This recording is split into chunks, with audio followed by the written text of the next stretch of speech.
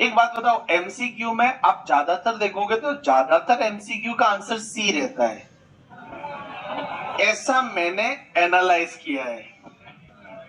आप अगर कोई भी रैंडम बेसिस पे 5000 एमसीक्यू ले लो और आप 5000 एमसीक्यू के आंसर देख लो, सी आंसर रहने के चांस ज्यादा है। क्यों ऐसा? क्योंकि एग्जामिनर जब कोई एमसीक्यू बनाता है तो वो देखता है कि पहले आंसर तो पहले ही ए में तो सही नहीं देगा, वो वहां तो दिमाग लगाने के लिए बोलेगा, फिर दूसरे में भी वो सोचेगा मैं सही नहीं दूं, फिर उसको लगेगा तीसरे में सही दे देता हूं, चौथे में बोलेगा, बाद में थक जाता है, बोला कुछ भी दे दो करके, ठीक है।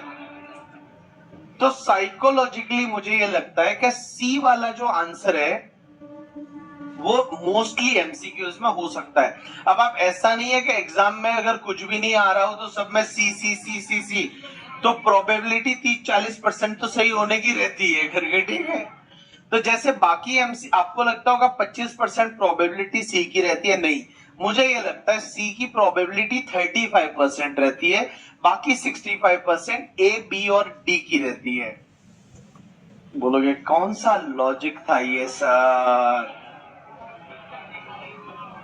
एक और चीज ध्यान रखना, एग्जाम में जब भी आप पॉइंट्स लिखते हो ना, पॉइंट्स, जैसे आप ऐसे कोई भी क्वेश्चन में आपको कुछ, जैसे लॉ के पेपर में या कई टेक्स्ट में तो नॉर्मली ऐसा होता नहीं, जहां आपको बहुत सारे पॉइंट्स लिखने होते हैं, तो आप जैसे लिखते हो 1 2 3 4 5 6 7 8, और मान लो 8 मार्क का क्वेश्चन है और आप ऐसे 8 पॉइंट लिख रहे हो, ये कभी भी 1 2 3 4 नहीं लिखने का, आपको लिखने का A B C D E F G H, ऐसा लिखने का।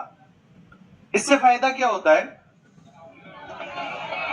कि जैसे मान लो 8 मार्क का क्वेश्चन है और आपने 7 पॉइंट लिखे हैं, तो आपको एग्जामिनर कितने मार्क्स देगा? 7 मार्क्स देगा। हाँ, क्योंकि उसको दिख रहा है आपने 7 पॉइंट लिखे हैं। बट अगर आप एबीसीडी लिखोगे तो उसको थोड़ी पता है कि जी 7वें नंबर पे आता है।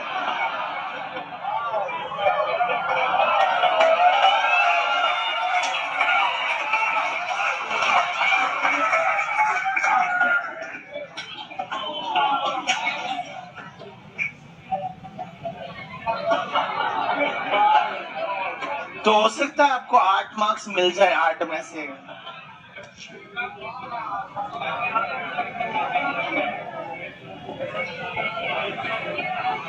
ये बोलता है 3 पॉइंट ही आते हो तो एबीसी लिखो।